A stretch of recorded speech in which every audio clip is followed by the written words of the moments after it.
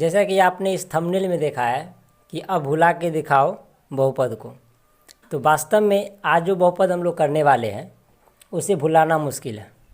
ठीक है, आज के जो क्लास में बहुपद इस तरह से कंसेप्ट से करेंगे कि आप भुला के दिखाओ, नहीं भूल पाओगे।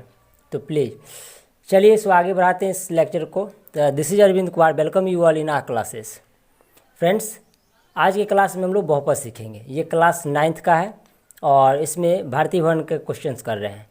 अभी तक हम लोगों ने फर्स्ट एक्सरसाइज जो है सो पूरा कर लिया है, जिसमें 1 से लेकर D तक था। बढ़िया से सीखे उस वास्तविक संख्या को। तो फिर नेक्स्ट जो चैप्टर है वो है बहुपद।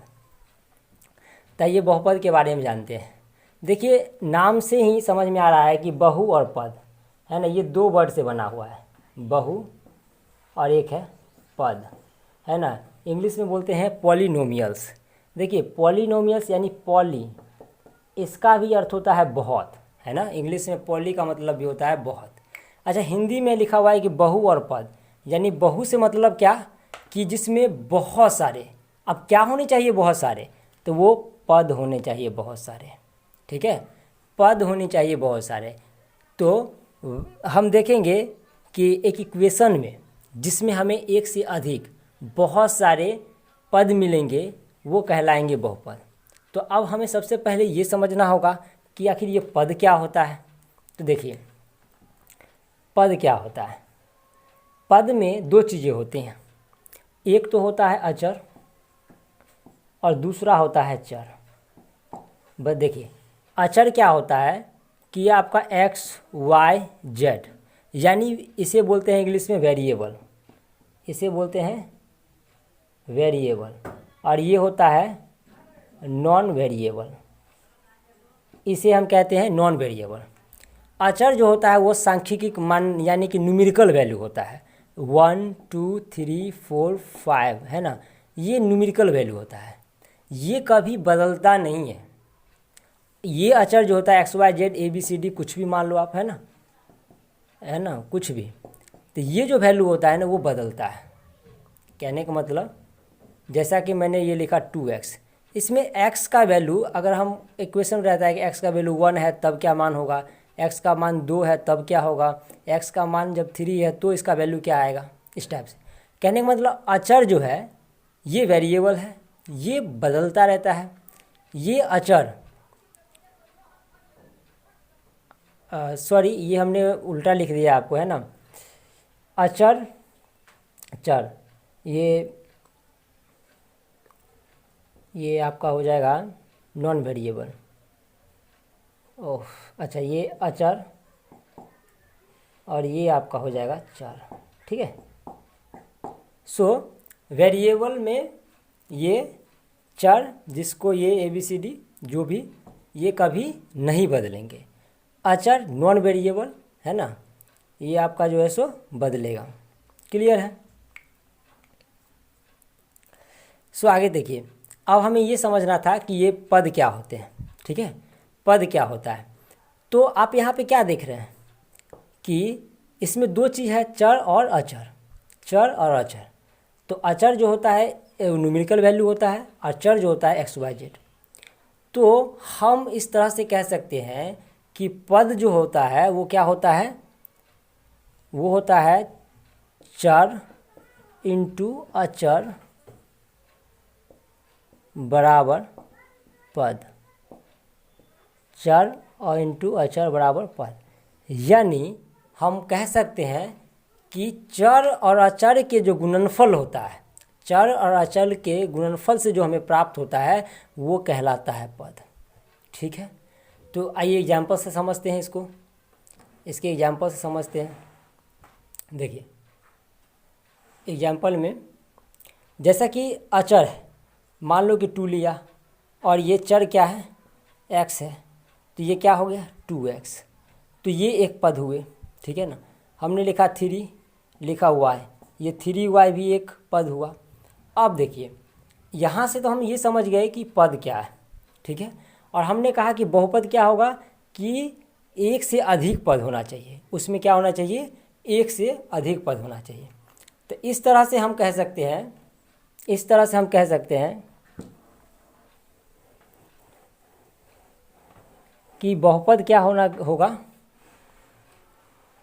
बहुपद क्या होंगे जिसमें जिसमें जिसमें एक से अधिक पद होगा, एक से अधिक पद हो। देखिए ये मैं एकदम सिंपल भाषा में बता रहा हूँ, है ना, आप बुक किस भाषा में आप खुद से डेफिनेशन पढ़ लेंगे।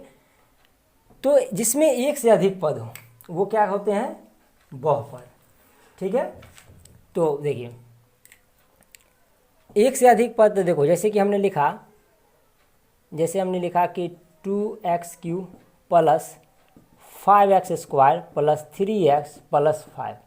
ठीक है, आप देख रहे हैं कि यहाँ पे देखिए ये 2 × x³ है, यानी ये आपका अचर है और ये चर है, दोनों के मिलने से ये बना ना एक टर्म, यानी कि पद बना, है ना, इंग्लिश में बोलते हैं इसे टर्म। ठीक है, अब यहाँ पे देखिए 5 × x², ये भी देखिए अचर और चर का है, सो गुणनफल है, तो ये 5x² क्या बना, ये भी एक पद बना। अब देख रहे हैं कि एक से अधिक इसमें पद है। अच्छा, सोच रहे होंगे कि ये 5 कैसे हो गया ये पद, क्योंकि 5 में तो आपको केवल न्यूमेरिकल वैल्यू दिख रहा है जो कि केवल अचर है ना, तो ये चर कहाँ है, ये तो 5 है। तो इसका जो चर है ना, देखिए आपको पता होगा एक चीज़ कि x⁻0 = 1, या किसी भी वैल्यू के पावर में अगर 0 हो तो उसका मान 1 होता है। तो यहाँ पे हम लिख सकते हैं ना x⁻0, यानी इसका मान 1 होगा, तो 5 × 1 करेंगे तो 5 ही होगा। इसका मतलब यहाँ पे भी क्या है, x है, यानी चर है। क्लियर है?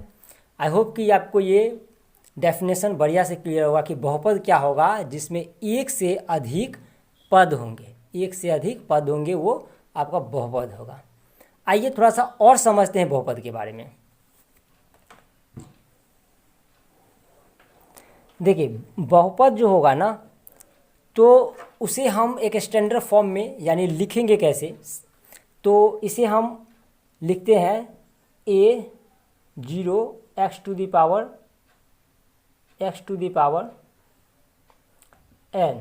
ठीक है, फिर लिखते हैं a1 x⁻n-1, a2 x⁻n-2, a3 x⁻n-3। इस टाइप से अगर बढ़ाते चलेंगे इस इक्वेशन को, तो एक समय आएगा कि a का जो मान हो जाएगा वो n तक चला जाएगा, और ये x का पावर जो x का मान जो है n माइनस यहाँ पे भी n तक जाएगा।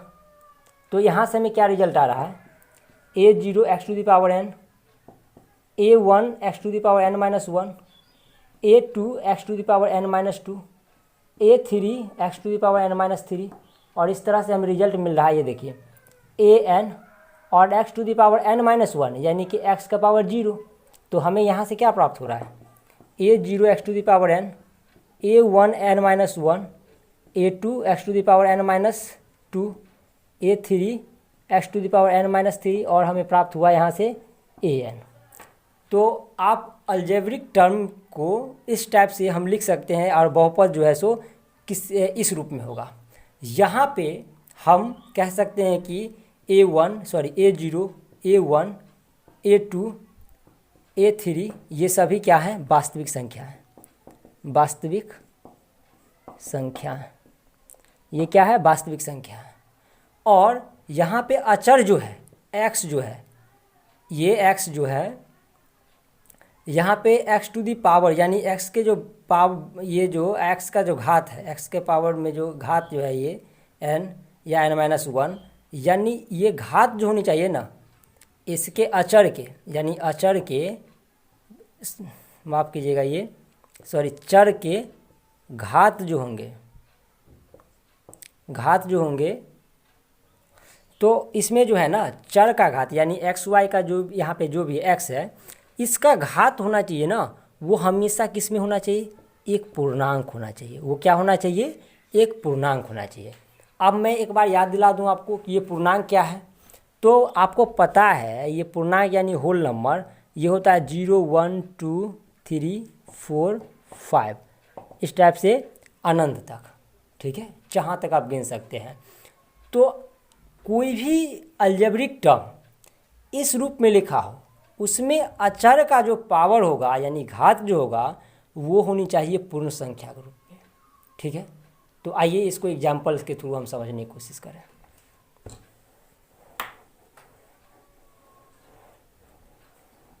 चलिए एग्जाम्पल्स हम समझने की कोशिश करेंगे। जैसा कि हमने लिखा, देखिए 5x³ + 3x² 2x + 5। ठीक है, यहाँ पे आप क्या देख रहे हैं कि x का जो घात है, x का जो घात है यानी पावर जो है ना, x का जो पावर है वो देख रहे हैं यहाँ पे 3 है, ये 2 है, यहाँ पे 1 है और 0 है। तो ये सभी के सभी क्या है, एक पूर्ण संख्या है। क्या है, पूर्ण संख्या है। और दूसरे शब्दों में हम बोले तो हम कहेंगे कि ऋणात्मक पूर्णांक नहीं होना चाहिए। अच्छा, ये क्या नहीं होना चाहिए, तो x का यानी चर का घात, यानी बहुपद में चर का घात ऋणात्मक नहीं होना चाहिए। 0 से लेके जितने भी धनात्मक हैं वो होंगे, यानी इसलिए तो हमने लिखा पूर्ण संख्या। ठीक है, तो ऋणात्मक नहीं होना चाहिए। यानी जैसा कि इक्वेशन से हम बताएं आपको, इक्वेशन से चर का घात ऋणात्मक नहीं होनी चाहिए, नहीं होनी चाहिए। ठीक है, अच्छा, जैसे कि हमने एग्जाम्पल में लिखा 5q + 3x -2 और + 3x + 5, कुछ ऐसा मैंने इक्वेशन लिखा। अब यहाँ पे देख रहे हैं कि ये क्या है, 5q + 3 इंटू, इसको हम जब लिखेंगे तो ये लिखा आएगा x² इतना स्क्वायर, और यहाँ पे इसका जो पावर है वो माइनस में है। ठीक है, यानी इसका पावर किस में है, माइनस में है, तो ये माइनस में नहीं होनी चाहिए। ठीक है, और सॉरी इसको भी लिख लेते हैं थोड़ा सा, चलो। अच्छा, ये हो गया। दूसरी बात कि इसका जो पावर होगा ना, घात जो होगा ना, केवल पूर्ण संख्या होनी चाहिए, तो पता है मुझे, ऋणात्मक नहीं होने चाहिए या p/q के रूप में नहीं होना चाहिए, बट्टे में नहीं होना चाहिए। अच्छा, p/q के रूप में भी है तो अगर उसको हम काटने के बाद ये हमें पूर्ण संख्या के रूप में आ जाए तो वो सही है। आई होप कि बहुपद क्लियर होगा अब, कि बहुपद क्या होता है कि उसमें एक से अधिक पद हो। पद क्या होता है, चर और अचर का गुणनफल होता है। ठीक है, फिर हमने ये समझा कि बहुपद के जो स्टैंडर्ड फॉर्म होते हैं वो कैसे लिखते हैं, तो वो होता है कि आपका उसमें x का यानी चर का जो मान होता है वो हमें क्या होना मिलना चाहिए, एक पूर्णांक मिलना चाहिए। ठीक है, चलिए इसमें थोड़ा सा और बात करते हैं। अब हम कई बार बोल चुके हैं कि standard form of means polynomials है ना, इसके मानक रूप की बात करते हैं। बहुपद के मानक रूप है ना, स्टैंडर्ड फॉर्म ऑफ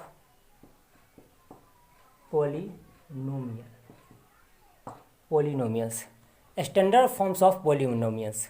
इसके स्टैंडर्ड फॉर्म्स क्या होते हैं, तो देखिए इसको एक एग्जांपल से ही समझा देते हैं ना, वो आप अलजेब्रिक फॉर्म में नहीं लिख के, आपको एक सिंपली हम अलजेब्रिक फॉर्म में ही एग्जांपल समझा देते हैं। जैसे कि मान लो कोई इक्वेशन लिखा हमने, 3x⁵ और 5x + 3x² + 5x³ और +5 और प्लस, जरूरी नहीं कि सब प्लस में हो, माइनस में भी हो सकता है, x⁴। तो स्टैंडर्ड फॉर्म ये तब कहा जाएगा जब इसके घात जो है ना, इसके यानी चर के घात जो होंगे या तो वो असेंडिंग फॉर्म में होंगे या नहीं तो डिसेंडिंग फॉर्म में।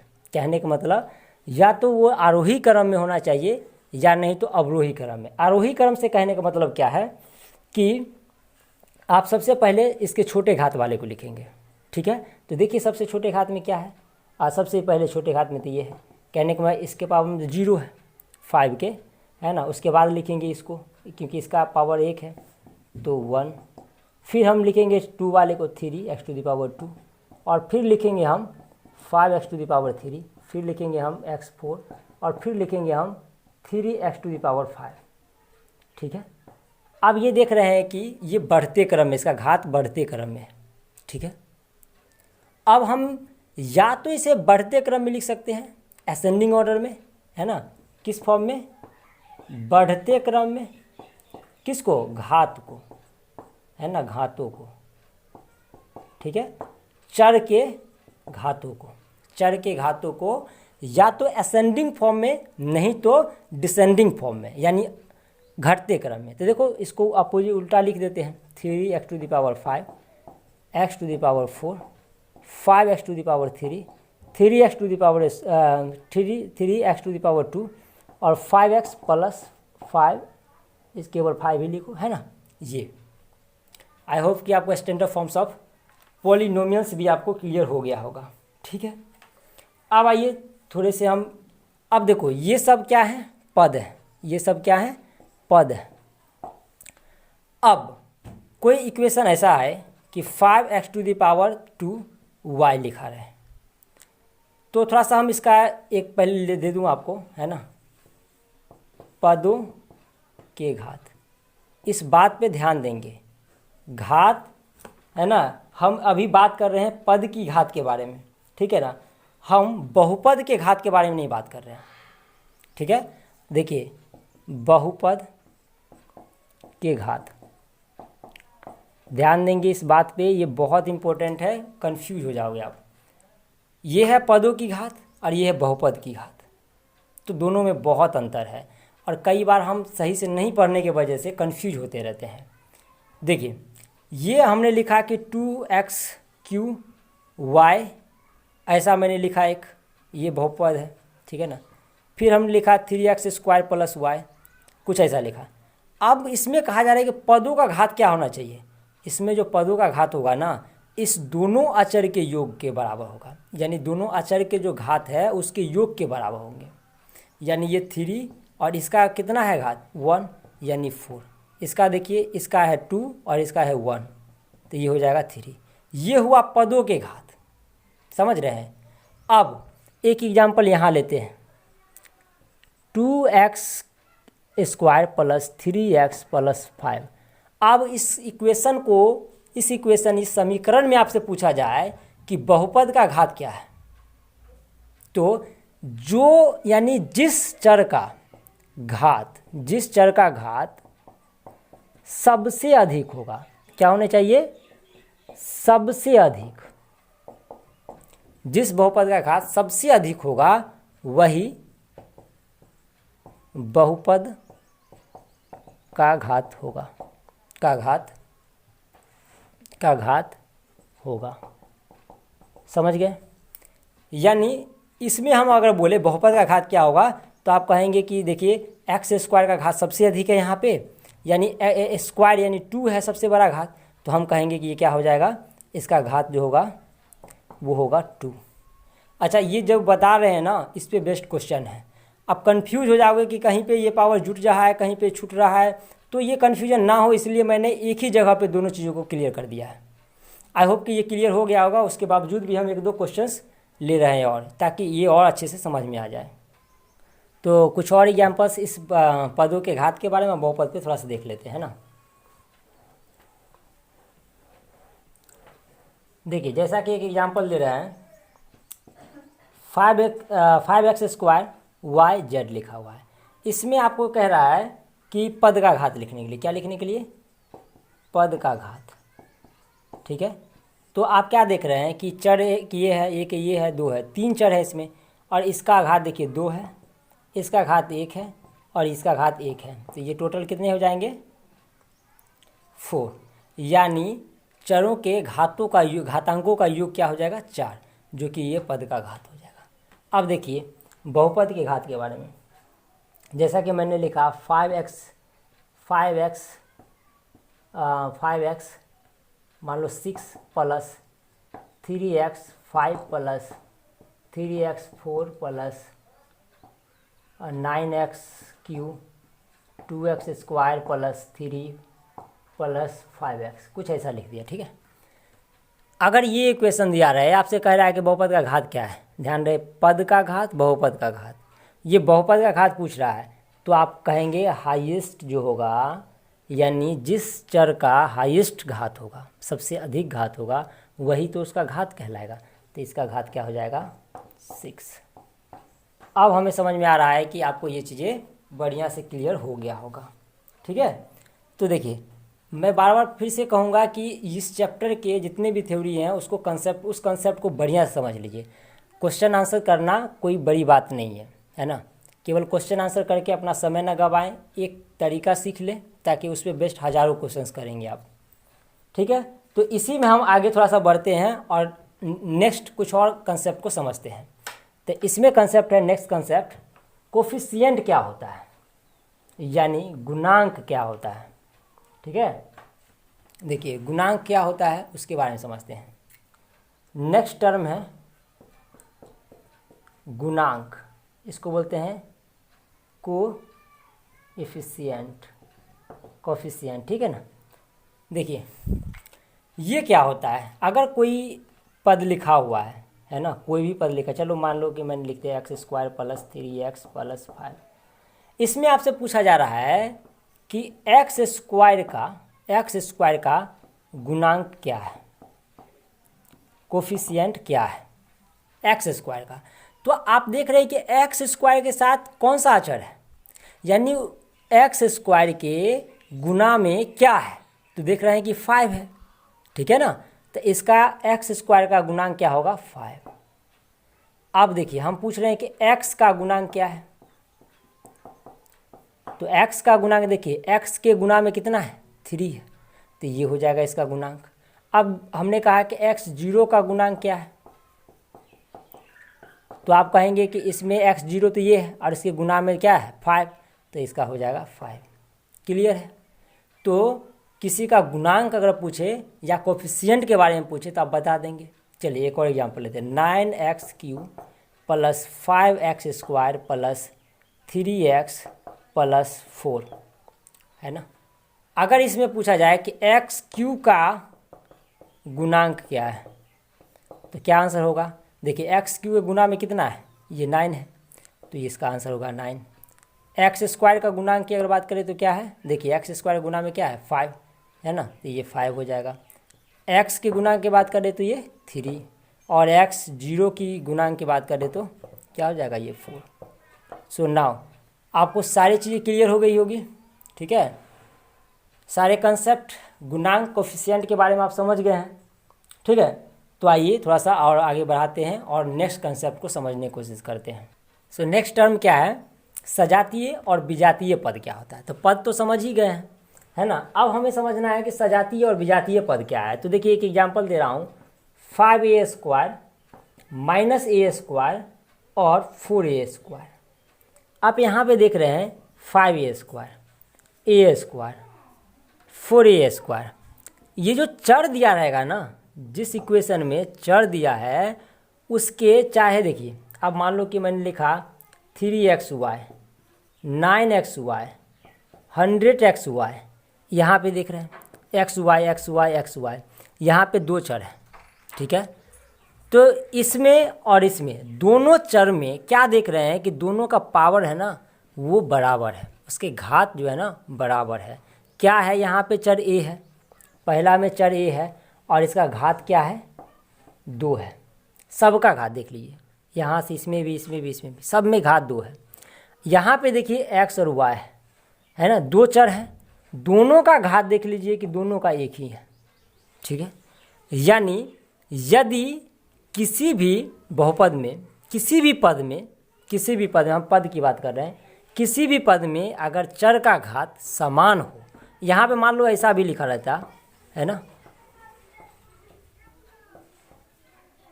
कुछ ऐसा 3 चर भी आ जाए, तो इसमें देख रहे हैं कि इसका भी x का y का z का तीनों का घात बराबर है। इसमें देख रहे हैं कि x y, देखो इसके अचर से हमें कोई मतलब नहीं है ना, हमें फोकस करना है इसके घात पे, अचर जो चर है ना उसके घात पे फोकस करना है। तो उसके फोकस कर रहे हैं, तो उसमें हम देख क्या रहे हैं कि हमें सभी का जो घात है सो बराबर है। तो ये सब एग्जाम्पल, जितने भी एग्जाम्पल्स है ये सभी के सभी सजातीय का है। ठीक है, ये सभी एग्जाम्पल किसके हैं? सजातीय का है ना। अब देखिए नेक्स्ट बात करते हैं हम विजातीय के लिए, है ना। ये लाइक की बात करें, अनलाइक की बात करें, देखिए 4x स्क्वायर, ठीक है ना। दूसरा अगर हम बात करें 5a square B minus 7ab square, इसमें क्या देख रहे हैं आप? देखिए फर्स्ट में इसका घात 1 है और इसका जो है सो घात 2 है। इसमें देखिए इस a का घात 2 है, a का घात 2 है, b का घात कितना है? 1 है। इसमें आप देख रहे हैं कि इसका a का घात 1 है और b का घात 2 है, यानी क्या देख रहे हैं हम कि अचर का घात अलग अलग है। यानी जिस पद में अचर का घात अलग अलग होगा वो क्या हो जाएगा? विजातीय। यहाँ पे हमने 3x y z 3 देखो अलग अलग किए थे, है ना। तो अगर एग्जाम्पल में अब सब दे दें, है ना, हम केवल ये दिया रहे तो इसका है सो सजातीय है। लेकिन हम दोनों के लिए बात किया जाए, ये जो मैंने अभी लिखा था आप कंफ्यूज हो गए होंगे, इसमें दोनों के लिए बात किया जाए तो ये विजातीय हो जाएगा। केवल एक दिया हो तो सजातीय है ना। तो आप 2-3 एग्जाम्पल के साथ कहा जाएगा ये एग्जाम्पल किसके हैं, सजातीय और विजातीय का, तो आप पता कर लेंगे। आई होप कि ये क्लियर होगा कि आप जितने भी चर का क्या होगा कि देख रहे हैं कि चर का जो है सो घात क्या होना चाहिए? सबका समान होना चाहिए। अगर 2 चर है तो दोनों का घात समान होना चाहिए, 3 है तो तीनों का घात समान होना चाहिए, सबका चर क्या होना चाहिए? समान होना चाहिए। समान है तो सजातीय यानी कि लाइक टर्म्स है, और अगर असमान है तो अनलाइक टर्म है। ठीक है ना। चलिए तो नेक्स्ट टॉपिक को समझते हैं। तो देखिए नेक्स्ट टर्म जो है समझना है बहुपदों का वर्गीकरण। वर्गीकरण है ना, क्लासिफिकेशन ऑफ पॉलिनोमियल्स। तो देखो बहुपद को जो वर्गीकरण करेंगे ना, उसको जो बांटेंगे कि बहुपद कितने प्रकार के होते हैं, तो 2 तरीके से बांटते हैं। एक तो पद के अनुसार, किसके अनुसार? पदों के अनुसार। पदों के अनुसार सबसे पहले हम देख लेते हैं कि पदों के अनुसार बहुपद कितने प्रकार के होते हैं। तो पदों के अनुसार बहुपद होते हैं, पहला एक पद, या इसे हम बोल सकते हैं एक पदी बहुपद। एक पदी बहुपद, ठीक है। तो इसे हम बोलेंगे मोनोमियल। मोनोमियल, क्या बोलेंगे इसे? मोनोमियल, ठीक है। दूसरा होता है द्विपद या द्विपदी बहुपद, है ना। इसको बोलते हैं बाइनोमियल। बाइनोमियल, ठीक है। बाइनोमियल पॉलिनोमस बोलते हैं, ठीक है ना। तीसरा इसको बोलते हैं त्रिपद या त्रिपदी बहुपद। ये होता है ट्राइनोमियल। ट्राइनोमियल, क्लियर है। और एक और होता है चौथा, उसको हम बोलते हैं शून्य पद। शून्य पद यानी जीरो, जीरो, है ना, शून्य पद बहुपद। तो इसे हम बोलेंगे जीरो पॉलिनोमियल, ठीक है। तो अब हमें 1 बाय 1 डिटेल डिस्कशन करना है कि अब एक पद है, देखो नाम से ही क्लियर हो रहा है, पद समझ चुके हैं कि चर अचर का क्या हो जाएगा? वो गुणनफल होगा। तो सबसे पहले हम देख लेते हैं एक पदी बहुपद के बारे में, ठीक है। चलिए इसका डेफिनेशन आप बुक से भी पढ़ सकते हैं, हम केवल एग्जाम्पल के थ्रू आपको बढ़िया से बढ़िया समझा दे रहे हैं ताकि ये कंसेप्ट क्लियर हो जाए, ठीक है। देखो एक पद, नाम से ही समझ में आ रहा है कि एक पद होगा, जिसमें पद यानी चर और अचर का क्या है? गुणनफल, ठीक है। यानी लो 2x 5x 9x एक टर्म है ना। तो ये क्या हो जाएगा? एक पद, ठीक है। अब आइए सेकेंड हम बात करते हैं द्विपद की। बात करें तो सीधी सी बात, नाम से ही समझ में आया कि जिसमें 2 पद हो, है ना। ये लीजिए 2x + 1, 3x + 5, 9x प्लस 5। तो ये सभी देख रहे हैं, एक पद ये है, दूसरा पद ये है, और आपको ये बता चुके हैं कि इसमें नहीं कुछ तो x⁻0 जो है सो इसमें है, ठीक है ना। अच्छा, ऐसा भी दे दे कि 3x² प्लस 3x, तो ये भी होगा, ठीक है ना। कहीं ना कहीं केवल दो ही पद है मुझे यहाँ पे, ठीक है। तो ये हो जाएगा आपका द्विपद। चलिए अब हम त्रिपद की बात कर लेते हैं, ठीक है। त्रिपद की बात करते हैं। देखिए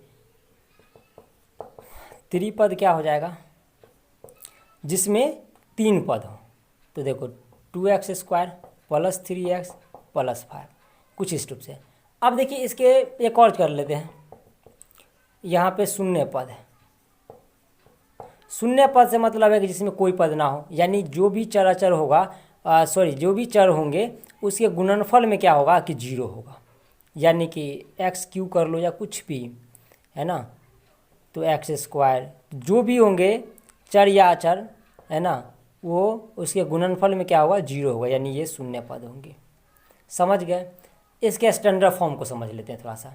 इसके स्टैंडर्ड फॉर्म से मतलब है, इसका जो स्टैंडर्ड फॉर्म होगा यहाँ पे क्या हो जाएगा, ये 2x, चलिए नहीं, इसके लिए तो यही हो जाएगा। हम बात करते हैं नेक्स्ट इसके वर्गीकरण, यानी जब हम बात करेंगे किसके अनुसार, घातों के अनुसार, उसमें हम इसके स्टैंडर्ड फॉर्म देखेंगे, है ना। ये इसमें नहीं, ये इसी टर्म में समझेंगे हम। आई होप कि ये चीज़ क्लियर हो गया होगा। तो बढ़ते हैं नेक्स्ट। और ये था पदों के अनुसार बहुपद का वर्गीकरण। अब जो है ना, अब हम सीखेंगे घातों के अनुसार। अब हम समझेंगे कि घात के अनुसार यानी पावर के अनुसार जो है ना, पॉलिनोमियल्स कितने प्रकार के होते हैं। इसमें हम वो स्टैंडर्ड फॉर्म्स की बात करेंगे। देखिए ये होते हैं, इसमें पहला होगा रैखिक बहुपद। क्या होगा, रैखिक बहुपद। रैखिक यानी इंग्लिश में बोलते हैं लीनियर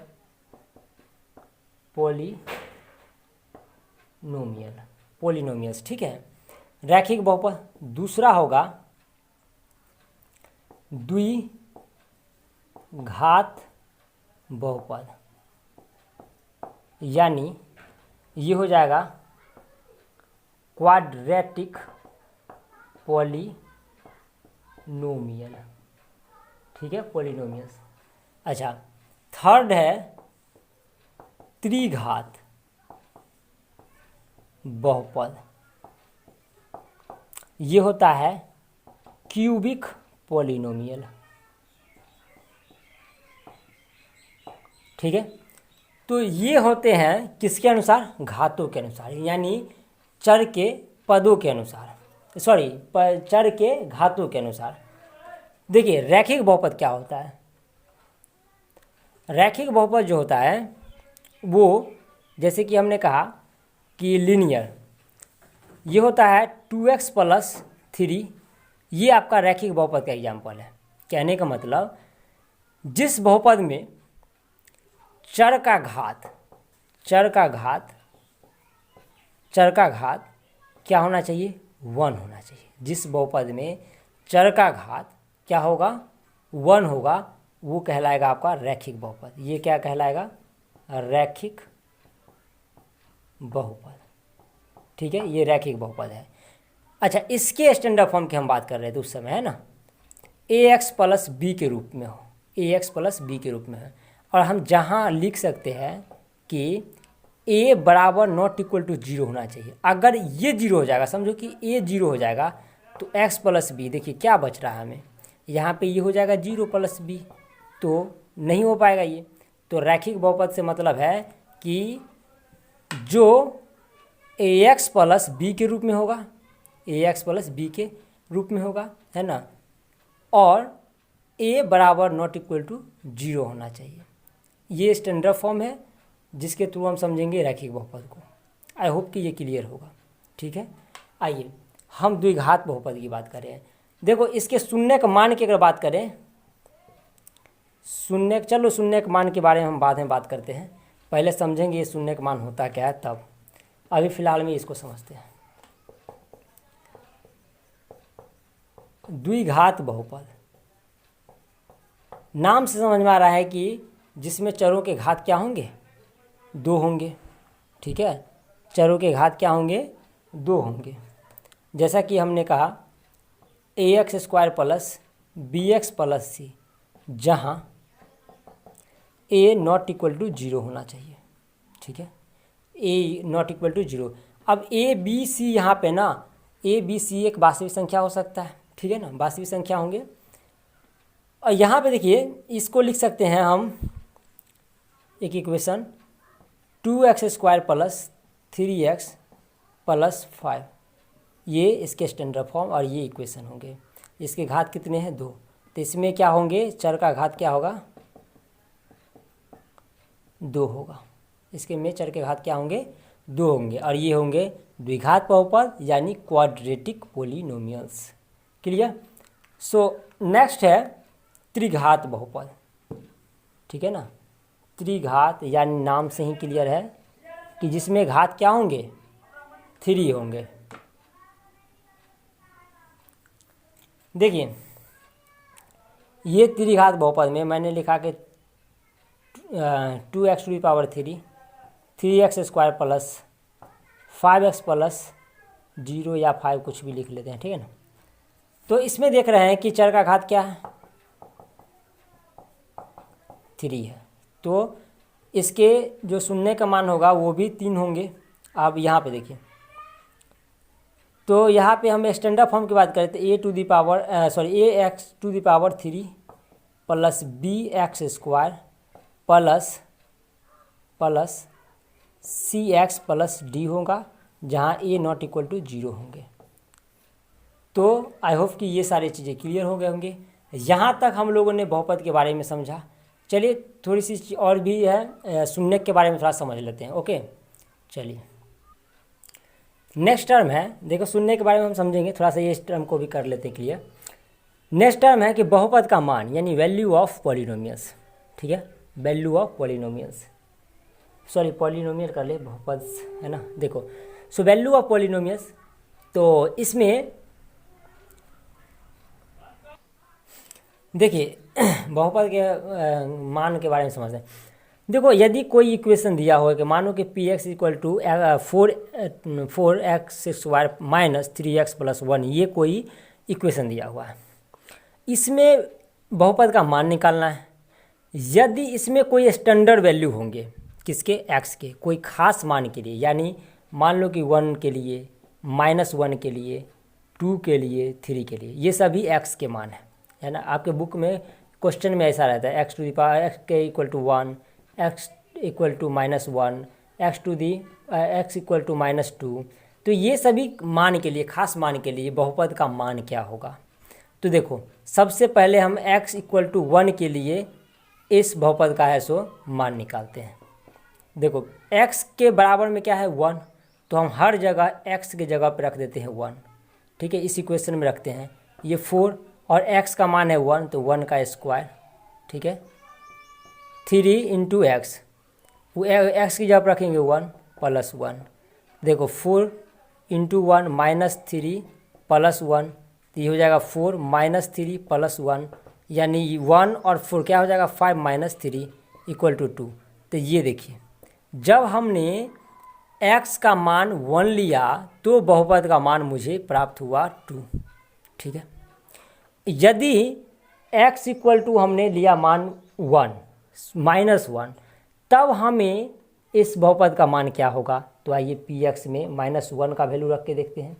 4 इंटू -1 का स्क्वायर -3 इंटू -1 प्लस 1। ठीक है, देखिए इसमें जब हम -1 रखेंगे तो क्या हो जाएगा, 4 इंटू, देखो एक बात और समझ लीजिए, यदि -1 है, इसके पावर में इवन नंबर हो तो इसका मान पॉजिटिव आएगा। इवन नंबर से मतलब है कि 2 हो, 4 हो, सम संख्या हो। यदि -1 के पावर में ऑड नंबर हो तब इसका मान नेगेटिव होगा। यानी देख लो एग्जांपल में, -1 के पावर में 2 है तो ये +1 आएगा। यानी एक का कितना बार भी गुना कर लो, 1 के पावर लाखों करोड़ कर लो, वो एक ही आना है। बस फ़र्क है कि केवल प्लस और माइनस का। तो अगर ऑड नंबर है तो हमें मिलेगा माइनस, अगर इवन नंबर यानी कि सम संख्या है तो मिलेगा हमें पॉजिटिव। अगर देखिए ये माइनस के इसके पावर 3 है तो लिखेंगे -1 इंटू -1 इंटू -1, ये माइनस माइनस प्लस, फिर प्लस माइनस माइनस माइनस ही आएगा। तो इसका मान क्या मुझे प्राप्त हुआ? माइनस ही। यानी यदि सम संख्या होगा इसके पावर में तो प्लस में मान आएगा हमें, यानी पॉजिटिव मान आएगा। यदि माइनस में होगा तो हमें आएगा नेगेटिव मान। ये अगर समझ गए ना तो ये कंसेप्ट को आसानी से कर लेंगे। ठीक है, फिर देखो ये माइनस और माइनस प्लस हो जाएगा, +1, ये प्लस माइनस -4, और ये हो जाएगा क्या? देखो ये दोनों जोड़ देते हैं तो प्लस हो जाएगा, ये 0। यानी जब हमने मान रखा क्या, x का मान जब हमने लिया -1 तो हमें बहुपद का मान क्या आया? 0। तो इसी तरह से अलग अलग मान के लिए, खास मान के लिए बहुपद का क्या मान होता है ये भी आप निकाल लेंगे। देखिए इन्हीं सभी कंसेप्ट पे, जितने कंसेप्ट अभी तक हम लोगों ने सीखा है उन सारे कंसेप्ट को अगर अच्छे से पढ़ लिए तो मेरा विश्वास है कि आप इस प्रश्नावली 2A का सारे क्वेश्चंस कर लेंगे। चलिए फिर भी हम क्वेश्चंस करेंगे, है कि नहीं? तो अभी सारे कंसेप्ट को समझ लेते हैं।